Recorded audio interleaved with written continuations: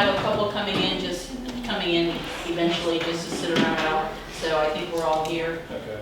As far as I know, anyway, it's 4 o'clock. We might as well go ahead and start. We've filled out the attendance and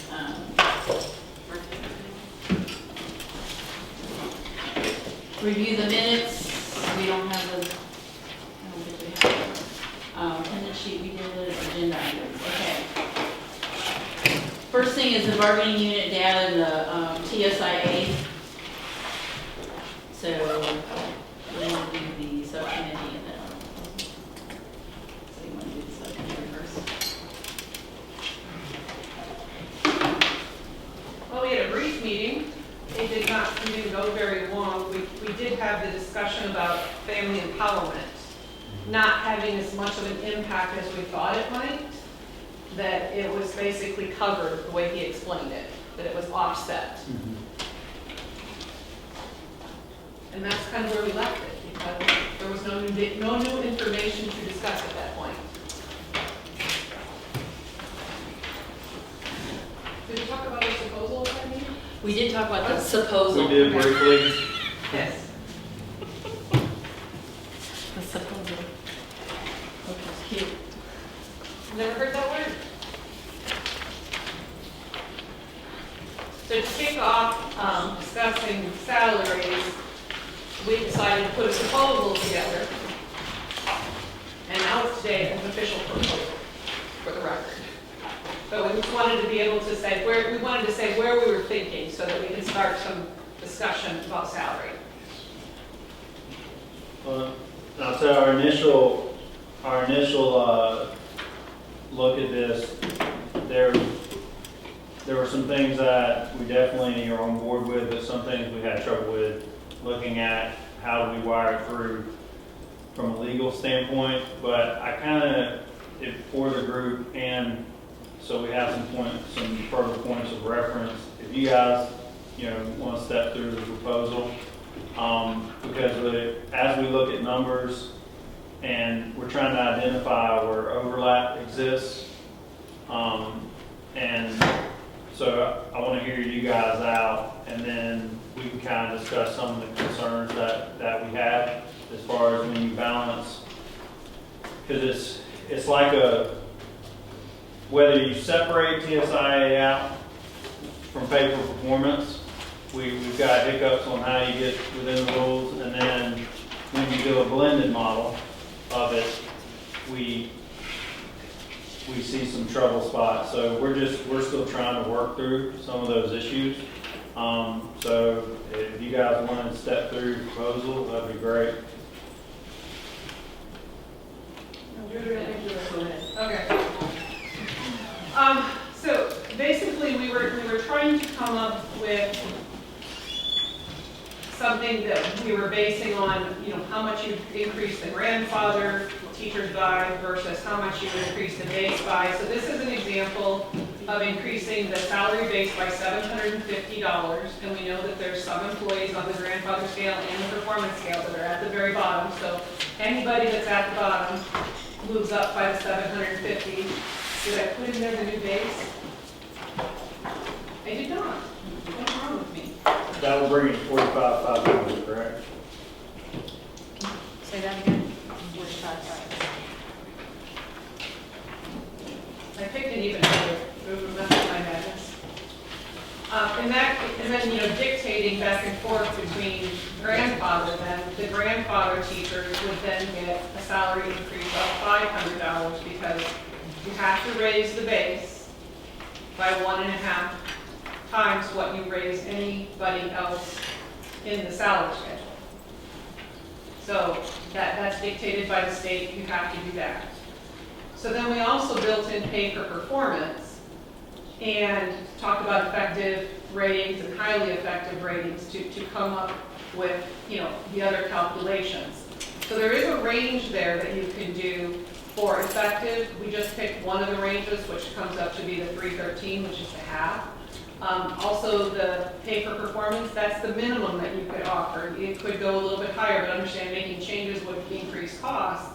But we wanted to get a picture of what this might look like And I did 3 calculations at the bottom. So you can see it's the number of people on each of those positions, the number of people on grandfather scale versus the people on the base versus effective, highly effective, etc.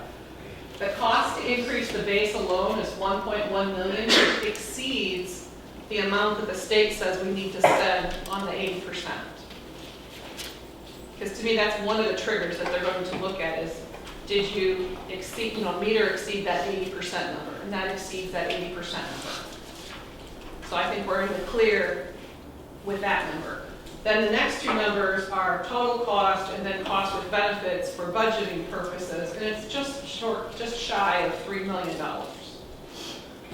Now, the only thing that you would have to calculate to be thinking about is if you're someone that, say, in year 13, you're on the base pay, and your base pay just moved up. You just moved to the 45.5, so you did get an increase. It's a small one, but you did get an increase.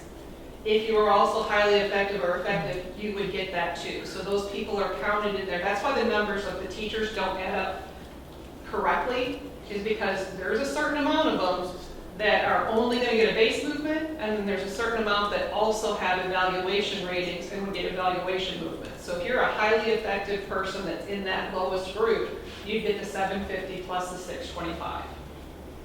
So your base would move, well, whatever your base moves, but you get the base movement and then the 625. Because some of them are slightly above base, it'll kind of, I think it captures the next 2 levels in that base number. And we put that together with a proposal on doing some ESSER stipends for extra duties, critical shortage areas, a whole bunch of stuff. So we kind of like took the money from the budget side and then the ESSER side and put them together. So within this is TSIA and some district funds, and then we also packaged it with ESSER, so it was a complete review. Yeah, looking at this by yourself is like $500. Man, it wasn't the only part of the proposal. There's more.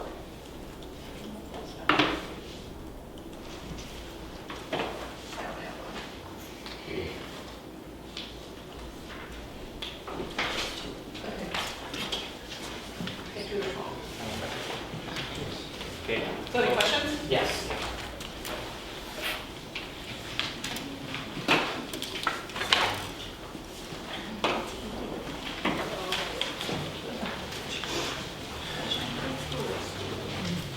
The first line, $750 for Yep. the increase, that's only for the employees who are below the new base salary that's being proposed, correct? Correct. So anybody above that will not get that money.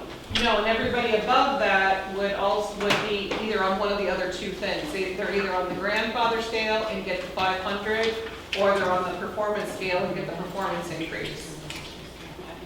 But new to the district, new teachers would only be on the base pay.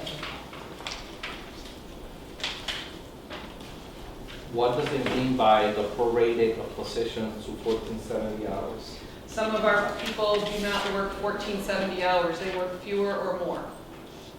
So basically, this isn't the flat rate for every human, it's based on the hours that they work. Some people work 11 months, some people work 12 months. Oh. So you're saying stretch it out or shrink it? But the amount is the same. No, it's prorated based on the hours that they work. So if you have someone, because I've noticed that you have some schools that work 7.5 hours and some that work 8. Those are, we talking about the DA school? Well, but I mean, you have people that work different numbers of hours. This is basically an hourly rate based on 1740. I mean, I think where it gets tough is where, because we don't have very many that work different number of hours, it's more we have people on different calendars, like program specialists. Right. So The different number of days. So you're saying, I got you. So if you're a program specialist that works the 211, I think it's 211. Yes. 211. The 211 days, you're saying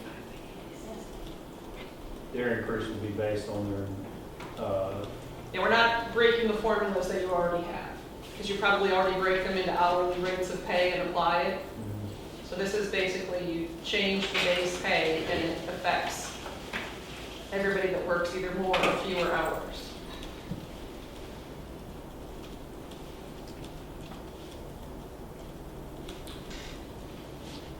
Yeah, it's not changing anything, it's just, she just put it in there, basically saying that it's there. Yeah, But then what happens is it's gonna change their base, so therefore in effect, it is going to change for those other extra days because their hourly rate has changed for those days. Correct. And if those words don't explain that, then what words make sense in your district? Because, you know, I have to work in so many districts, my words get mixed up sometimes. What makes sense for you guys? If prorated doesn't work, what do you? So you're saying like, if somebody's working a 96. 196, they would show that their daily rate is going to be at a greater increase than someone who's working more days?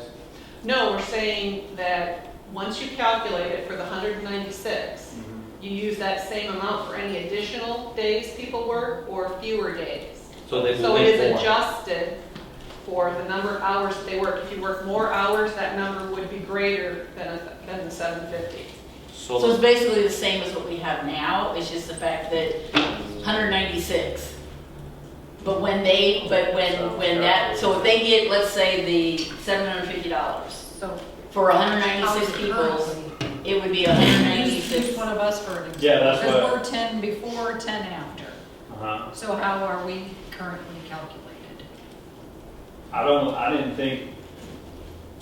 That's what I'm saying, as far as I know, it's just the fact, so, okay, let's say they're, lack of easiness, they get $500. Okay, so every, instructional, because they're, let's say grandfather, so they get $500, so that $500 is added to their salary, and that's what it is. But now, since they work those extra days, that's going to make it a little bit more for them because their hourly rate for 196 days would be $10 more, let's say. So that $10 then is going to be added to their hourly rate for those extra 20 days. And it's roughly like $4 a day. That's basically how we do the basic days. It's basically the days beyond, and that's how we do it now, is what I she's just want to saying. look in our system and make sure that's how things, I need to double check. Because I will need to verify it, because I mean, the way we do the as far salary as I know, increase. that's how it's done, but I could be wrong. I don't think typically that's how we've done salary increases in the past, is what I'm saying. Oh, okay. Um, So if you work more days, your hourly rate goes down? Because we work with some percentage or amount when we do a salary increase. So when we do calculate that salary increase, that's the instructional salary increase that was bargained at the time, regardless of calendar of the instructional person. But wouldn't their base salary already be reflected? So if you're doing 2%, it's already calculated in? It's I a mean, when you leave the classroom and go to your position, did you keep the same wage or did it go up? Oh, no, I didn't get It's an the same increase. wage. Same wage. Daniel. So you do 20 more days at the same wage? Yep. Why would you do that? Sometimes I ask myself that. Okay. So if you look up in the data right now, it says you work 1,470 hours a year. I don't know. I feel why like that it's a goes- million, but I don't know the exact amount. Okay. I just know it's extra days, 10 before, 10 after. Yeah, that's, And you don't get additional pay for that? no. Oh, well, No, Yeah, it's we just just, we get our The normal normal Yeah. hourly. rate of pay. For the additional 20 days, Yes. which is what this says, Okay. prorated. And I think And that's maybe- what, I maybe think what what- it is your language that we're used to using. Not the Like same That's what I'm that. saying, what's your language? Yeah, not the same language. Yeah. Right. Because they're definitely compensated for the days. They Right, are. and if that's what it needs to say, is Yeah. that this is, based on the hourly 196, and people that work more get this rate, whatever it needs to say. I guess prorated is a strange word.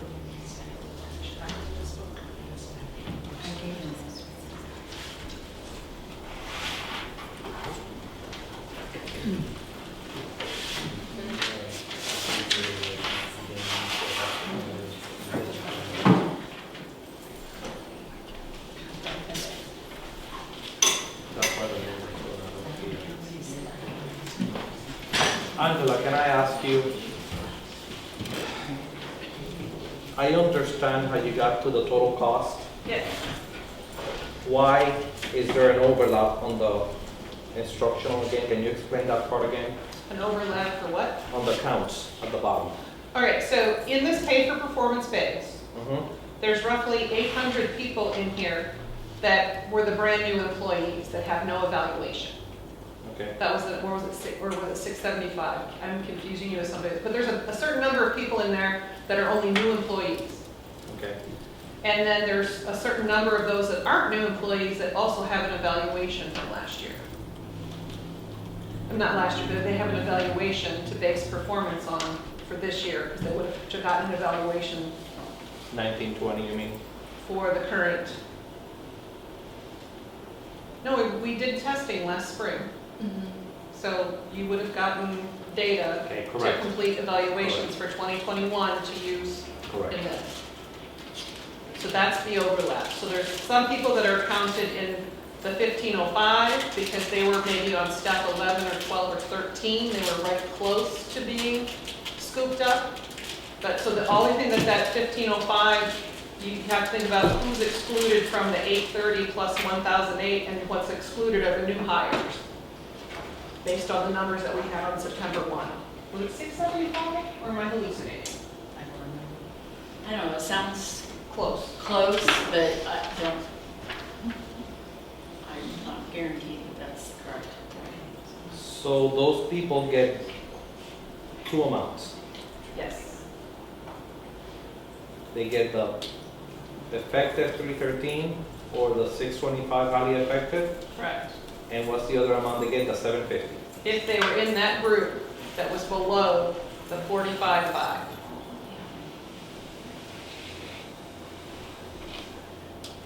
And there'll be some of those that don't get 750 because they're close to 45.5.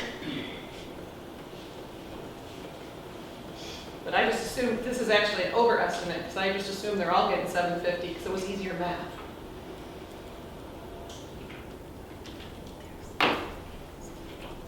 So I rounded up.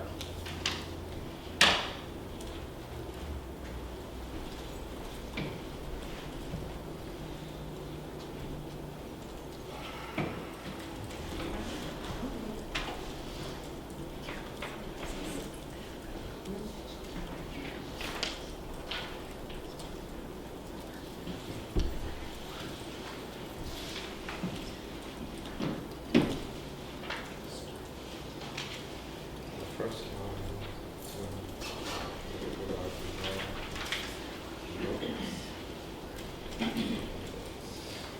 No.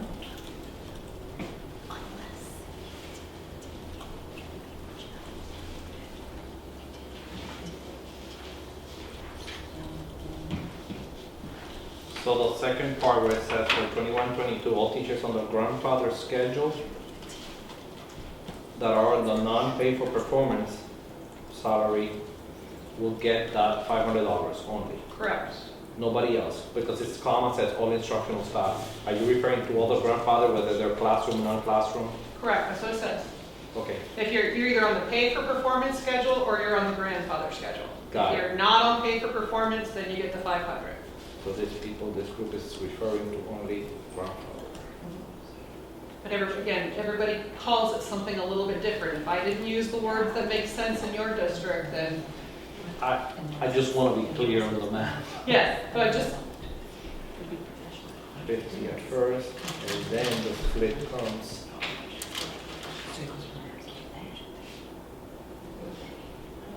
That you call it professional contractors. Yeah, but it, professional service contract with continuous but it's contract. not clean because there's some there's weird overlaps with the dates. Yeah.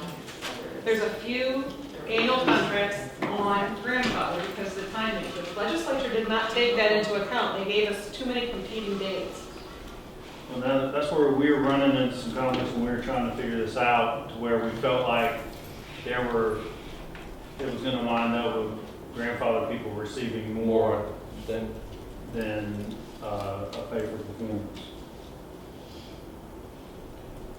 Wish, but of course can't do that, so. that's what I'm saying. And Wish, my- but nope. I get more clarity understanding where the overlap is in the middle. And you can set those percents so that it does equal that amount. What you have to do, if you want to give effective pay for performance the same as the grandfather, you have to raise the highly effective to the ratio 1.5, and then it works. Because that's what we've talked about in other places, but because they give you those weird ranges, you have all of this crazy calculations that you have to do. Because in looking at it, we didn't have any qualms with the bottom line numbers. Just to put that out there. It's just a matter of, The distribution. yeah, we had some struggle with the distribution because what some ways we were looking at is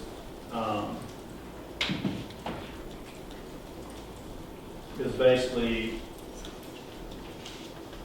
it would still get those people to the right amounts, but it was offset by the amounts that it took to get them to get them to the minimum, and then the pay for performance differentiated based on that to fill in to get to the right amount.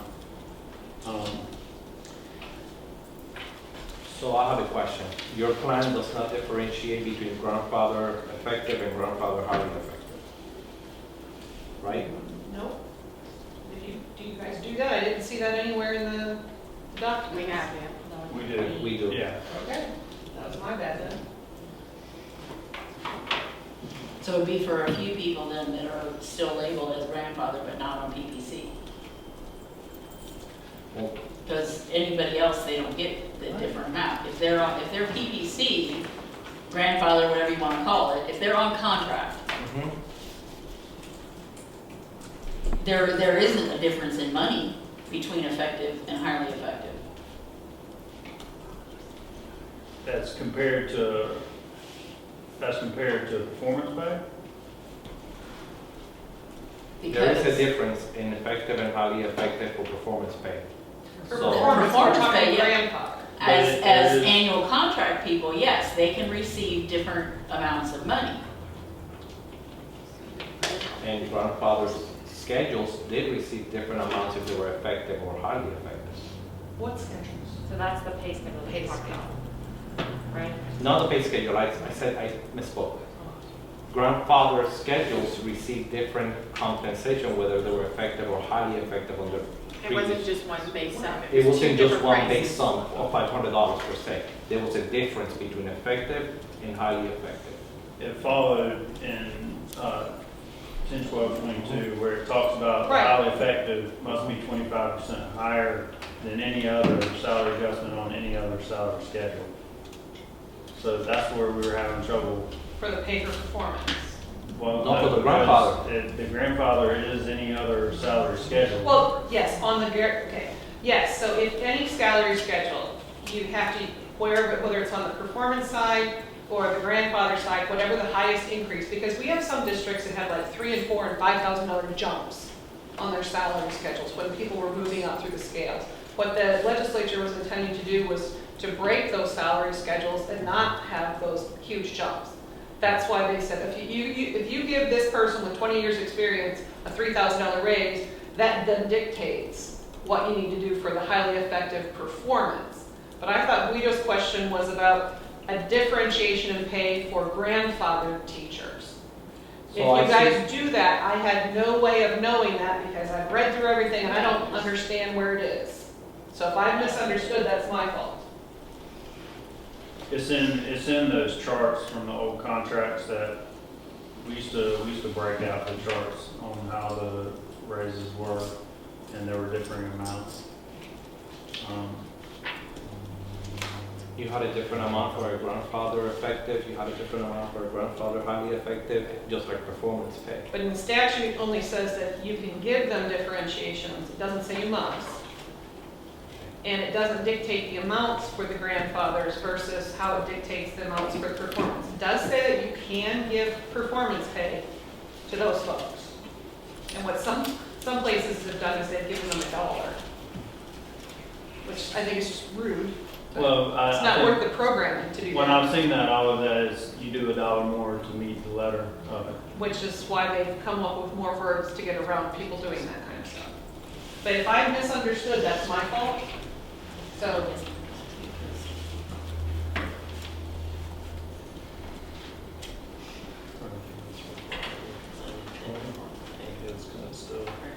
Because we came up in the way that we were thinking, we came up with a way that slid money around that we felt like we were getting close to what we felt we determined was legal, which is crazy, right, to even say that. But we still had some existing conflicts when it came to the annual salary adjustment line in the statute. So we're still bumping and sliding those numbers around to see, and what we saw where it was the way we were looking at doing it, it lowered some of the bottom line figures for folks on the grandfather. So when you look at that grandfather number of 795 teachers, I mean, what are you talking in the split of effective and highly effective? Do you know that? Third, Yeah. Third about a would third. be highly effective, Effective. two-thirds? effective, Highly effective. 2/3 is highly effective within the grandfather. So does it make that much of a difference on the grand scheme if we're only talking a third of 795? Oh, no, I'm not questioning that, I'm questioning the difference of making a performance pay effective 313 and a grandfather effective higher than a performance pay effective. Gotcha. Yes. well, it's legal. And that's the part we're trying to determine. Right, but like I said, what you can do is if you change those ratios, if you take because the highly effective is minimum. If you take highly effective instead of 1.25, take it to 1.5. Then you get $750 for the highly effective. And then you can do the ratio and make the effective exactly match. Because you have that range between 50% and 75% to choose from. And you can literally make it so those 500, 750, 500, 750. But you're raising another $100 a person per each of the individuals there. So, $100,000? That's what we were talking about, bumping those up a little bit Okay. to try and get where we felt a little bit better about the reality of it. Yeah, because, 5.7 actually is within the correct ratios, because 1.25 is the minimum you can get for highly effective. Doesn't say you can't get more. And I just pull up a spreadsheet and do that. And then we need to add a column in for the other highly effective, we can.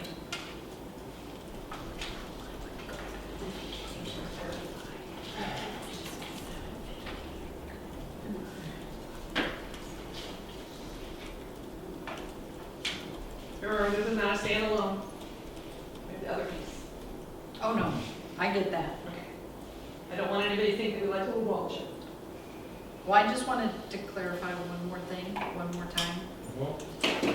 So when you're saying the performance pay base increase of 750, they get 750 or up to that new 45.5? Everybody moves to 45.5 that's below it. So in actuality, for some of us, that might be slim to nothing there. And then maybe we get it in our, maybe we get it in the effective or rate, or time to effective. And that's the way we were looking at work. So, as I say, we were looking at some scenarios where somebody might only get 60 more bucks to get to the Right, to minimum, get to right? that, right. And then we were looking at how do we legally offset that with the pay for performance like we've done, because we have done amounts, separate highly effective amounts for grandfather, but then you've got to take into consideration that you can't go over like the PFP 313, you can't get above that. So you could bring them up to the 313, that's where we were struggling. So we were looking at how do we bump up numbers to get grandfather to the 500, because you got to slide everything up in order to move them up. But remember, they changed the ratios, and it used to be that effective was tied to the grandfather. Now what they've done is effective is tied to highly effective. So grandfather is tied to highly effective, and then effective is tied to highly effective. It's a weird circular argument, because when you try to put it into a spreadsheet, Excel says, no bueno, can't do that, because you can't have numbers reading from other numbers. But just, I just pulled up the spreadsheet. If you have the performance pay effective at basically 2/3, 66.66 repeating percent, and then you bump up the highly effective to 1.5, you get 500 grandfather, 750 base, 500 effective, 750 highly effective, which is the cost to increase base doesn't change. The total cost then is 2.69, and with benefits is 3.2. So it's just a little bit more. So, But that's without doing any highly effective on the other folks. under your plan, I have a grandfather schedule that makes it right at the new minimum, 45, for this plan, 45.5. We have a performance pay person at the same salary, maybe $50 difference. How much money does a grandfather schedule get? Well, Under your plan, under this the plan? way we wrote it would be that if you increase the base, anybody below the base would go to the base. But What some other people have done is given everybody on the grandfather no less than that other increase of $500. So you had some that only got $100 because they moved to the base, but they're supposed to get 500. So the grandfather share will get 500, how much will the performance pay that's at the same salary get? Effective. Effective would be 500 if you just do the numbers that I gave you. For the grandfather, but for the performance pay? I don't have performance pay calculated in here for grandfathers. No, I'd have to rewrite. I have two people, I have two employees. One is a grandfather per schedule person, or grandfather contract. The other one is a regular annual contract, that's considered a pay for performance. Right. The grandfather gets 500. Correct. They're both at 45,500 already. I'm not doing any increases. They're both at the minimum salary already. Okay. So I'm gonna give 500 for the grandfather. How much I'm giving to the one that's on pay for performance salary schedule? They're either effective or highly effective. So they will get 313 or 625. If you right. use that original number, yes. Correct. So therefore, I will have a grandfather making more than the pay for performance in that scenario. Yes. And that is the legality that we're running into. It's not illegal. That's exactly what the statute says. That's how you set the ratios. But you can make them matching so that it doesn't, just by changing the percents. I don't think you'll have any grandfather that are down, way down there. We do. Oh, you do? Oh, yeah. We do. Sorry. You do. It's the way the statute was written and how everything overlaps. We're going to have people on the grandfather schedule with 13 years of experience that would get $500.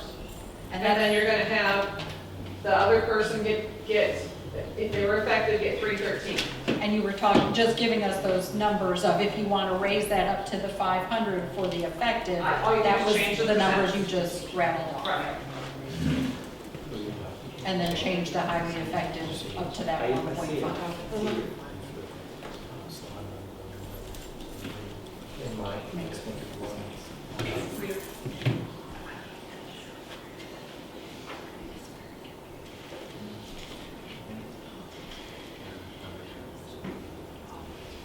That's why just change the percentage. Oh, I live in them. I know. Yes. I just, But that's what I did in another local. They wanted everything to match. We just started with the minimum because we didn't know what target we were looking for. But, I know the total cost will come up because of the trying to match the performance pay effective. so that's That's more the- forward.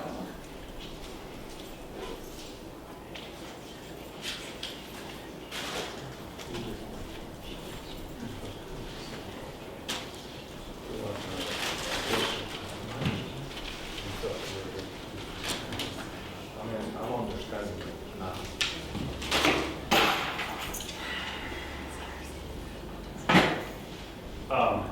Definitely feel like we got the gist. We still want to verify and go through some things. So if you guys want to move over to the other memo that you guys have drafted, if you guys don't have, I don't have any more questions on those. Okay.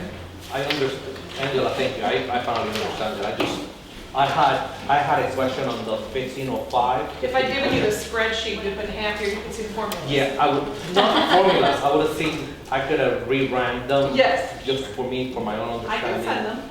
But no, it's okay, because then I understand the process of how you wrote it at the top, Yes. so I can follow it. Okay.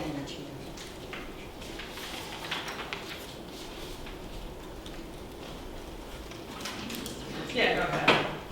I'm trying to keep them. Okay, the other, the memorandum of understanding is salary stipends for critical shortage, hard to staff positions, and extra duties, addressing the learning loss. I guess I can just read it into. Sure. Parties to this agreement understand the need to support the employees of Lake County Schools as the ongoing COVID-19 pandemic impacts the staff and students. This memorandum outlines the salary stipends for additional roles and responsibilities resulting from the COVID-19 pandemic. This agreement is retroactive to August 1, 2020. The stipends in this document are to be paid at the end of each semester through June 30th of 2024 or until such time that the ESSER funding is depleted. Number 1, instructional personnel, classroom and non-classroom. Each of the positions identified as instructional personnel in LCEA bargaining unit will receive an annual stipend in the amount of $1,000 to be prorated by actual time worked. Number 2, critical shortage areas. ESE, ESOL, Title I schools, speech and language. Each of the positions identified as critical shortage areas will receive an annual stipend in the amount of $1,000 to be prorated by actual time worked. Hard to staff positions, certified reading instructor, holding a DOE certificate for reading, CTE, engineering, networking, cybersecurity, registered nursing, high school vocational courses. Each of these positions identified as hard to staff positions will receive an annual stipend in the amount of $1,000 to be prorated by actual time worked. Number 4, extra duties addressing learning loss. Intervention period to address remediation and acceleration, all grade levels. Each teacher who is scheduled for an intervention period for the remediations and acceleration of students will receive an annual stipend in the amount of $2,000 to be prorated by actual time worked.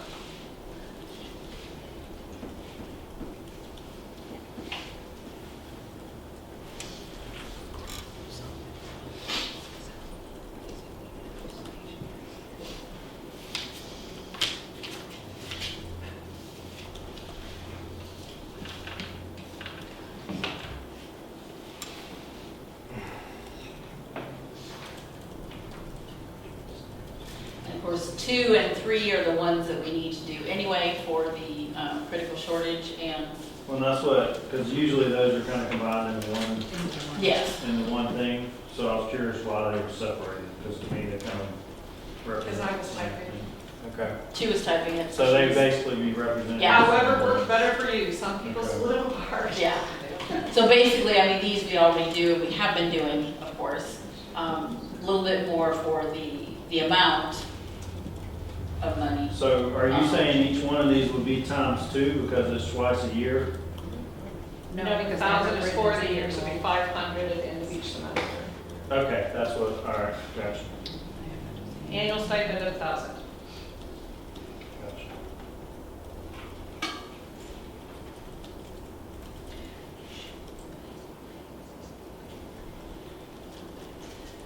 So basically, you would retro one back for the first semester, retro back for 2020. 2020, so that will be last school year? Is that what? That's where we started. So we start with ESSER funds.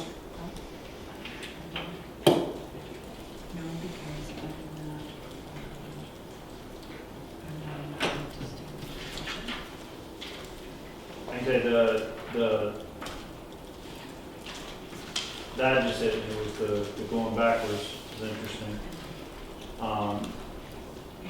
Beyond retro to the beginning of this year. But our comfort level is not real good going into a multi-year agreement with. Have no problem with renewing, but as unpredictable as everything is, You know, as long as the money's there, whatever we decide on, definitely, we'll be looking to renew it as long as the money's there, but,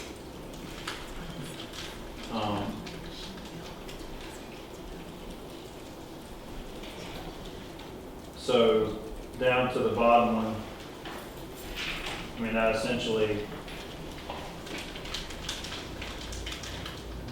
would be everyone. I mean, doing remediation, intervention. Well, Time. and you have non-rostered, non-weight bearing needs to be included in that teacher definition on A. That's how you word it. Non-weight bearing? Load bearing. I'm sorry, Load bearing. load bearing. No, what is that? Your literacy coaches, your CRTs, all of those people in the schools that are doing intervention time, Non-classroom instruction. but typically don't meet that teacher, Would that be guidance as well? guidance. But with the intervention, I believe most people are actually working in the intervention stuff because they're helping somehow. Right, but Guidance, you worded it as each teacher. That doesn't include guidance counselors, that doesn't include CRTs, literacy coaches. In So, our contract, though, teacher is including Everybody. anybody. so if you I'm changed just it, clarifying, I'm just for because the we sake have- of y'all's Teacher is language, everybody. if it said any instructional personnel, Yeah, because then if they're scheduled to do it, then everybody's right. covered. Whoever's scheduled to do it gets money.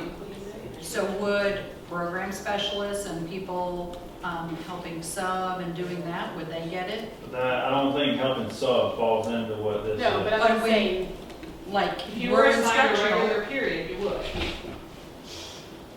but literacy coaches aren't, CRTs aren't, Guidance counselor. guidance counselors aren't. But you're right. A guidance counselor is probably not gonna happen there. But a literacy coach might be covering during remediation time, or intervention. They might be assigned to a certain group of kids every day. And, or multiple groups of kids every day, or on a rotation or whatever. But a guidance counselor, to me, that's what you're asking for. It doesn't apply to what they're doing. But technically, wouldn't they meet the definition of our, no, they wouldn't, would they? But it doesn't, but they're not scheduled for intervention. But I think some are helping and Isn't that supporting. their I job, know from. Yeah, they're not, As literacy coach? no. No. It's probably gonna depend on each school again. Right. Isn't that what we're gonna find out every time? Yep. I mean, I guess here's the thing, when you get into something like this, we're not gonna be able to include everybody on everything. I mean, there's people out there carrying different loads. I mean, if you identified an area that guidance counselors are above and beyond doing something that you felt like was worthwhile to pitch, then you would. But, And those words, Anybody that's going above and beyond should be receiving. and those words are used due to, But but those words are used very specifically to trigger ESSER. Okay. And that's the Teacher, problem, is because, not teacher, learning loss. Learning Learn loss. That the remediation periods really that you guys already do, really automatically, address that, but only the people that conduct them would be able to be reimbursed by the ESSER funds. We're just trying to figure out how to spend money. Right, and I'm just saying that you have people on campuses that may not, where we may not typically say they're not a typical rostered teacher, not load bearing. Non-load bearing. Not load bearing, not weight bearing, like a lit coach or a CRT. That should really be in that, if you're gonna consider that. That's all I'm saying. well, I think the key word is who's scheduled. I'm not thinking like Skylar schedule. I'm thinking like said, hey, You go do. I'm scheduling you to do this on a daily basis, you're gonna be with, And they may not have a roster assigned to them, but Doesn't they are answer still that. scheduled. and, Right. I'm clarifying. Yep. It was our intention, if you're assigned to work with students that need remediation, that this applies. And I think you'll be surprised, and it'll vary by site as to who would qualify. And next year, everybody can volunteer.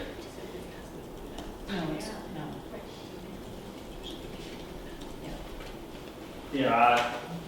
I don't wanna get ahead of another group, that's not under me. But, I mean, I could see where they might be finding some things to where if there's issues on campus, I don't know. if it happens and the principals are deeming that they're scheduled to provide intervention for kids, I don't know. Are you asking? I'm looking at Brenda, that looks like she wants Well, to I'm say just something. kind of thinking, it's still teaching. It's something we did before the pandemic. It's just good instructional practice to do intervention and acceleration.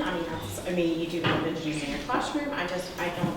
It's during your normal school day, your normal work day that you're already getting paid for. I guess I don't kind of understand it. But they're doing extra work. There are schools that are planning for intervention. They are doing extra work for intervention. They are being voluntold to work with students that are not their students. They are, and which affects their performance pay. Because now, okay, if teacher A over here is a wonderful teacher with something, now her kids are going to be wonderful with that. If I'm better at something else, well, now you're going to flip-flop kids because, oh, that's best for the kids. Well, then I'm helping her students, she's helping my students. With performance pay, that doesn't make sense. I think. It helps when it the comes to students, that, but what I I'm don't think we saying really is, care about that, though. But- To be totally honest with you. it's, Care less. I think the pandemic has created It's a lot of created kids that need a lot of support. And this is just acknowledging that people are going to be teaching and reteaching because we've got traumatized kids that need help. I guess because I'm not sure on the dollar where I stand on that as of right now, but I do acknowledge a learning loss exists, right? And this money, like you're saying, has to be geared towards that learning loss. It's really key that that's woven in to philosophically anything that we're trying to accomplish. My, like I said before, the retroactive back into a previous fiscal year, I don't know how I feel about that. And then the multi-year agreement, struggle a little bit with. But what I would need to understand is, as we start to remediate, mitigate, take care of the learning loss, because if you've got, it just needs to be clearly understood that, remediation and intervention, that's part of what we do. And once we get closer to a normal playing field, that, extra dollars are going to run out. And there's always going to be kids that need intervention. So just need to put those things out there that. This is not permanent. Gotcha. And the other piece, because I do understand, as we've TA'd on language, that I guess I'm looking for the possibility of being able to accept other people's students. And because I feel like 99% of our teachers are going to be on board with their teammates to pull in other people's children for intervention if they need it, and they feel like they've got a strength and they want to work with their teams. It might be less than that, I don't know. But if it's necessary for kids, what's that? It's difficult to do that in high school. We do it because we're told, but I've known at my school that there's been some discussion with it.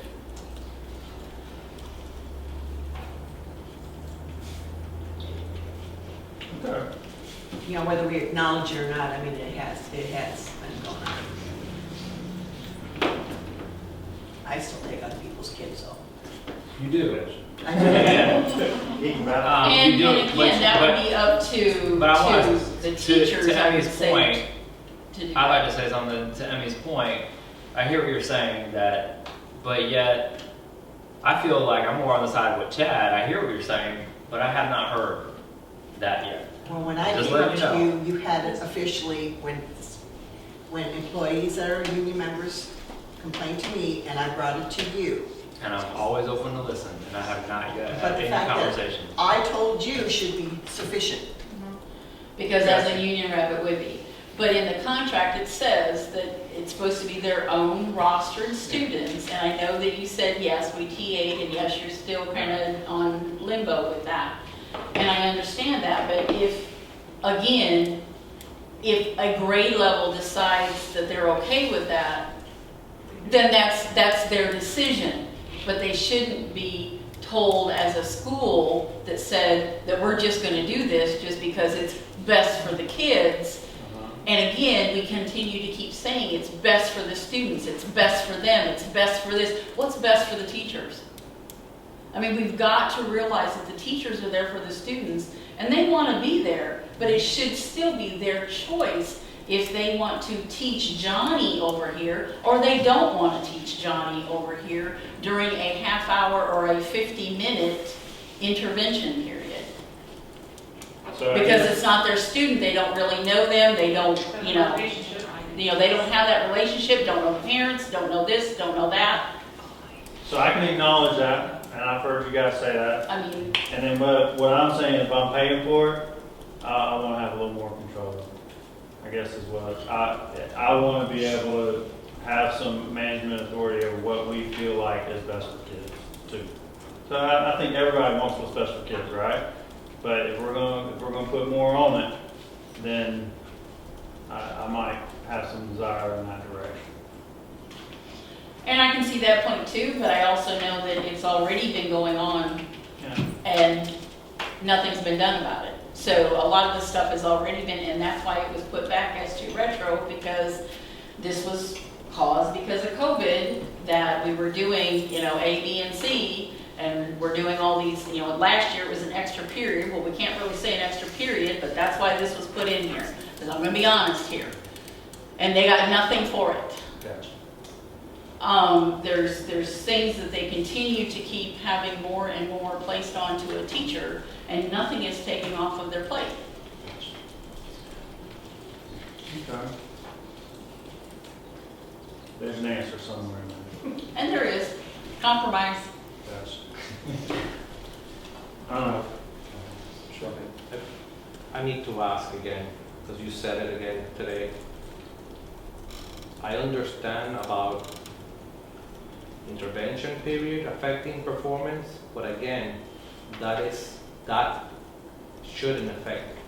If I have my kids go to your class, I don't expect for intervention, I don't expect my kids to affect your performance. That's why rosters are verified.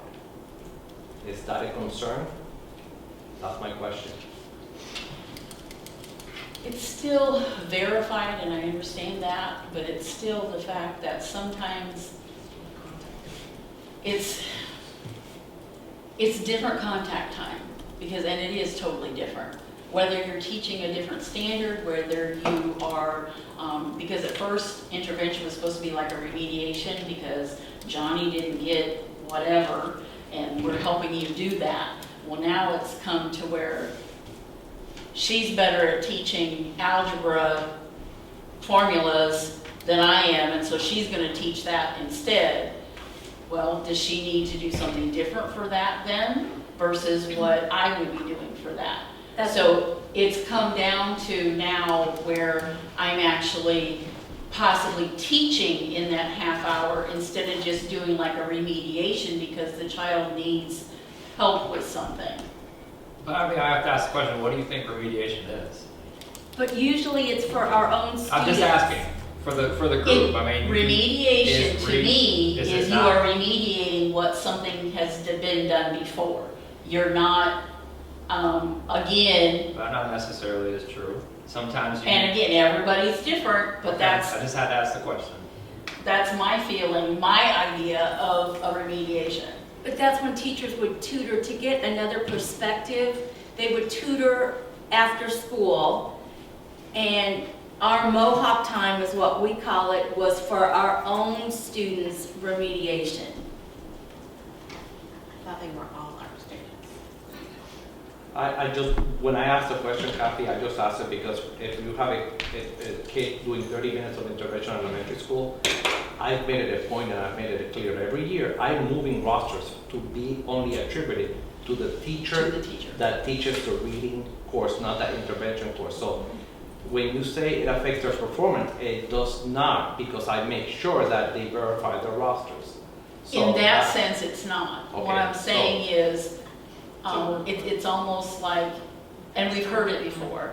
So, I'm better at teaching something, whatever it is, than what this new teacher is. So now I'm taking over what she should be learning, or they should be doing, or vice versa.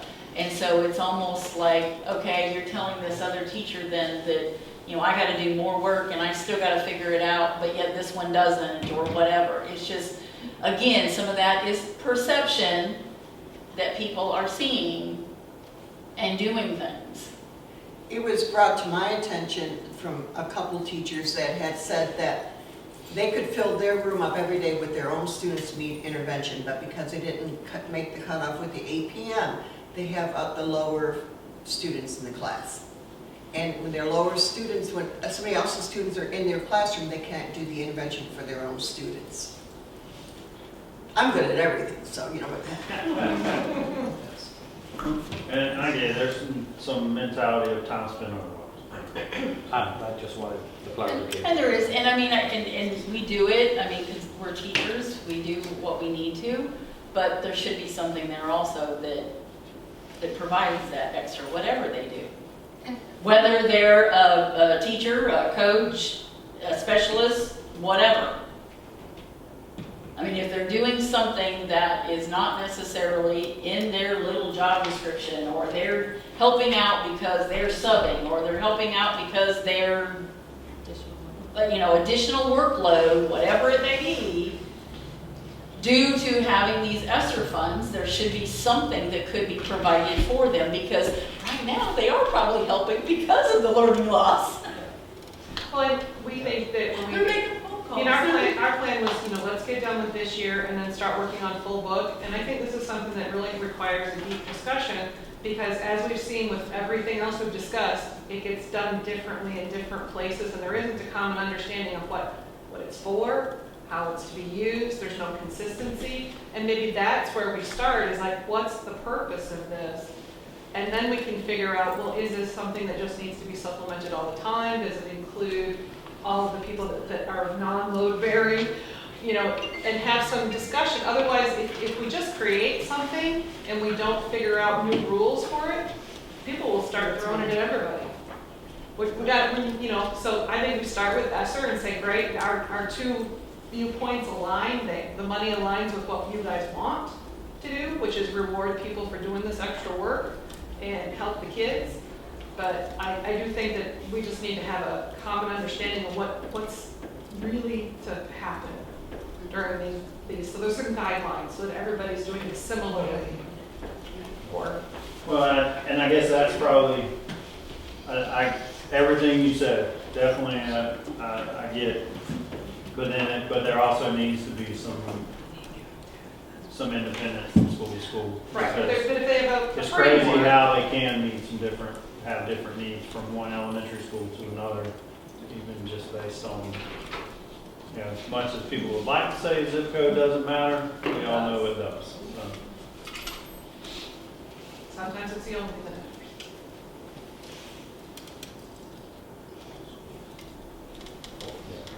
We always do. Okay. It's just that we usually, that one is usually stands alone. Got it.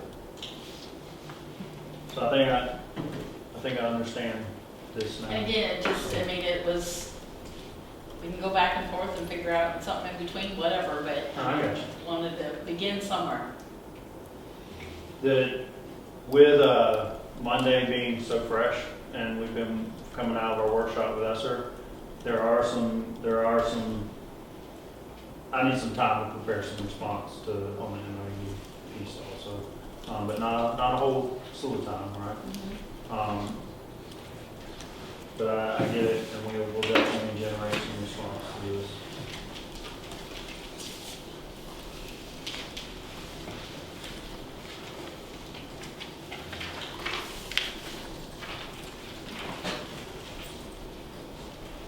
Are you guys okay if I move to the next section?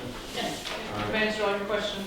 We've got, so there's an express desire from the board to look at what's going on with our in-service, instructors and who is,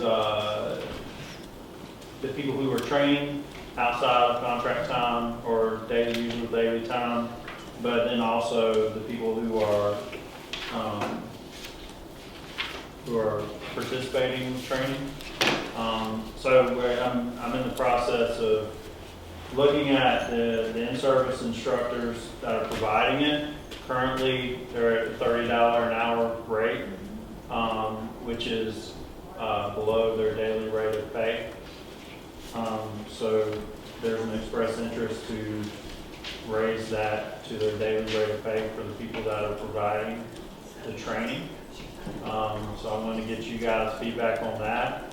On the second piece, I'm in the middle of doing research on, it's a little bit more difficult to pull that data out because some of our people that are taking PD, you take things into account. There's some value to the teacher, right, in that. And I think that's why you see flat rates across the state for those types of things.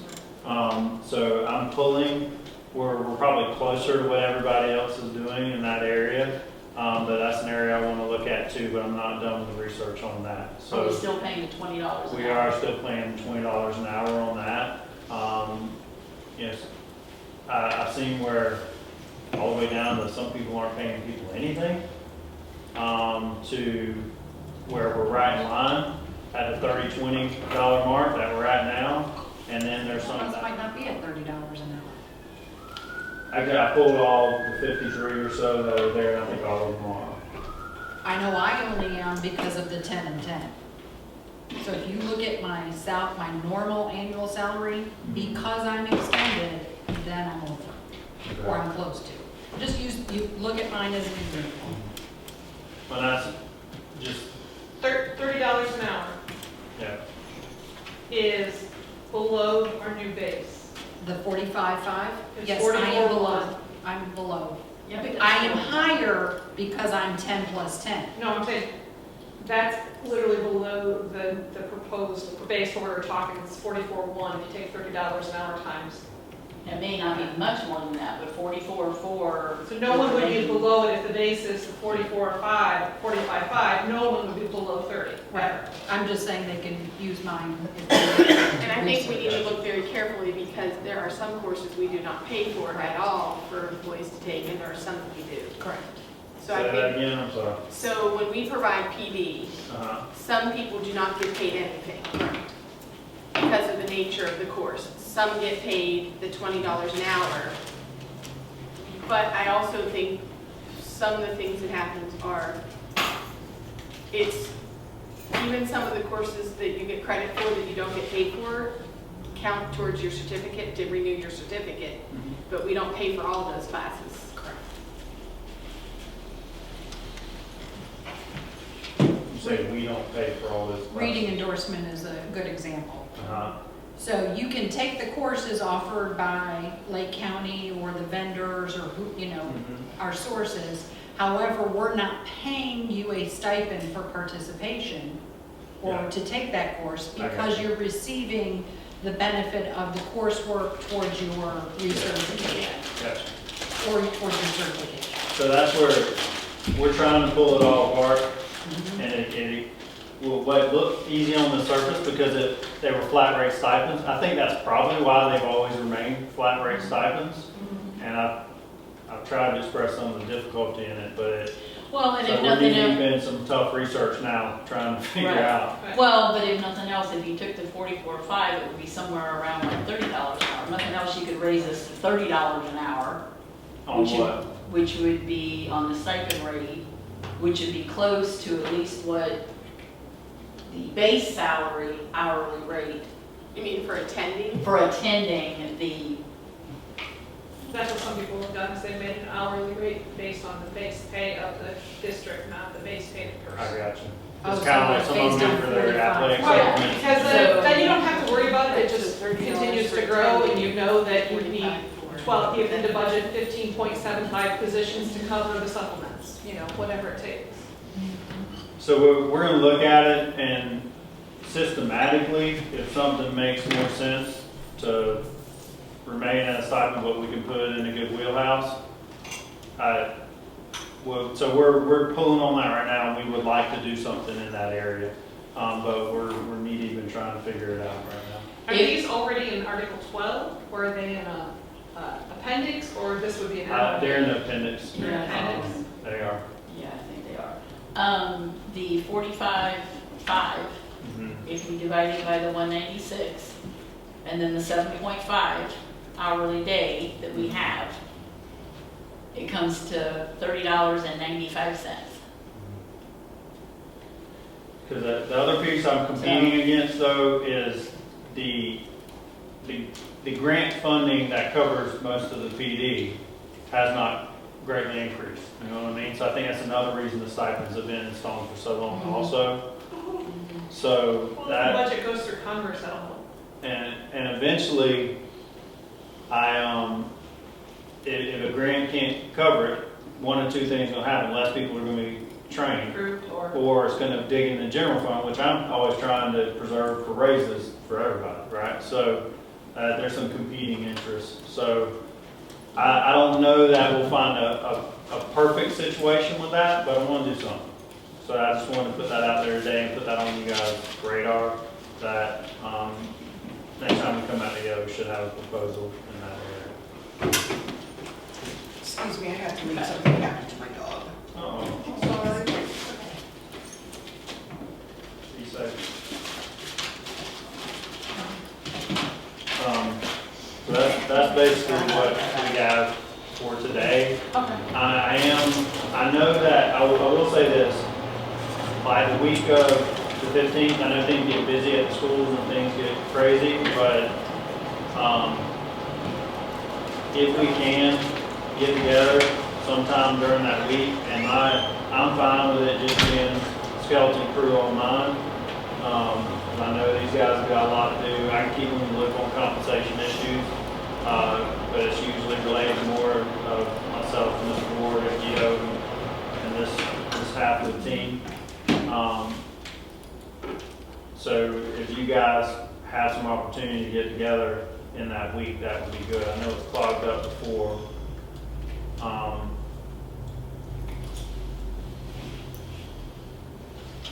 And if we don't, it's And not the somebody end of said the the world. 15th, the Wednesday was not available, correct? Well, it's the district health. Yeah, that's when everybody, District, yeah. is that the one that, Wednesday, That's the one they changed, yeah. Oh, we're going that? We're better. yeah, that ain't gonna work on the Wednesday. You have school board meeting on Monday.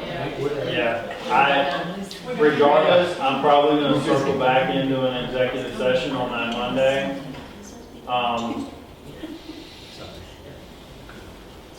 Right? Yeah,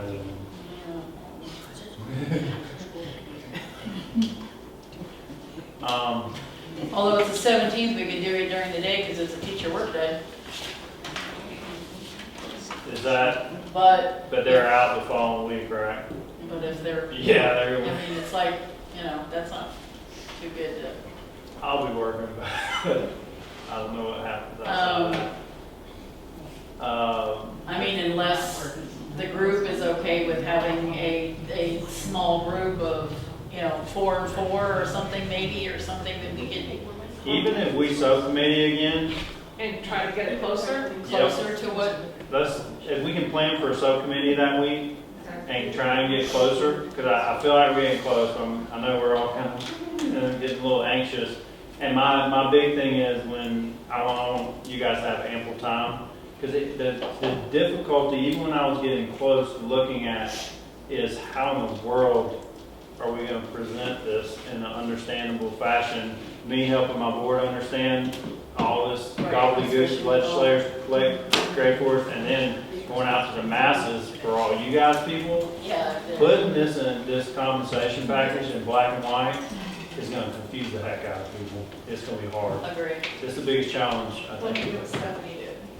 couple of YouTube videos that explain everything step by step. That's Yes. not a bad idea. That's what Stephanie did in Polk, and Okay. it really, she got out white paper and chart paper and just explained it all. Gotcha. And that, you know, Perfect. that would definitely be something that I think is a great idea. So subcommittee when? When are you available, that week, the 13th through 17th? You do Wednesday morning, or are you guys partying all day? No, is that a thing they moved it to the gardens? The Venetian Gardens. I don't know what time it starts. I think it's 12. Okay, morning would be great, that morning. Yeah. Okay with that? We wouldn't be able to have any teachers, though. It would be us It's three. subcommittee. We'll be subcommittee. Which should be still okay, as long as.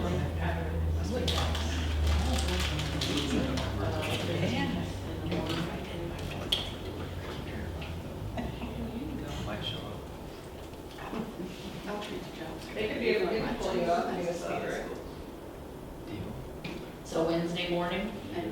And are you doing subcommittee in person, or are you gonna do Zoom again? You know, we were talking today, if you guys could come to us for one, it might be nice, because when we're sitting there shuffling these spreadsheets on the big screen, I feel like everybody's mind can kind of dive into it. I feel like we might get some more done, if you guys are okay with that. Okay. All What time? right. Maybe 9 or 9:30? 9:30 is perfect. Okay. I'll block out 9:30 to 11:30, so then you guys can go put your ugly sweaters on. Perfect.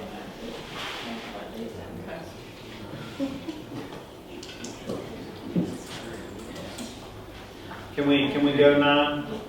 Would that be okay? Yeah, I'll just come the night before. I'm gonna be in Seminole the night before, so I'll just come over here and be here in the morning. Just to make sure we have enough time. Schedule me a room trip. Some of our sweaters, Yes. some of them are buttoned. I don't do ugly sweaters. I think it's stupid and I've flat. never done any Let's sweaters. spend $30 on something to wear once a year to a party, so people go, wow, that sucks. Fine ground.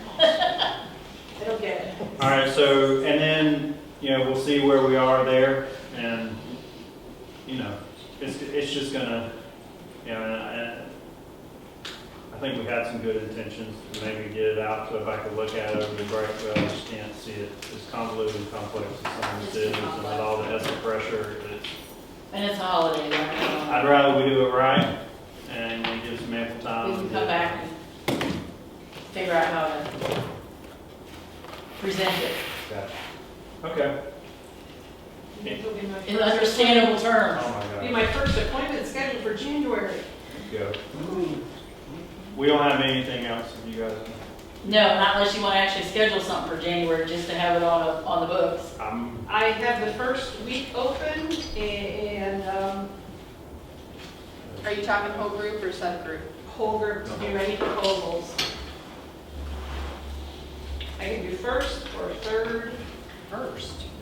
not the first week. Oh, I'm still on No, vacation. no. First. I do it weeks, not a day. Gotcha. So, yeah, I'm assuming you guys are starting back on the third. yes. I'll be Yes. driving back from Wisconsin probably still, but, you know, anytime, the rest of the week I'm open, wide open. So do, So do you want Wednesday, to go Thursday. back to Wednesday again, this time? Not good for us, but.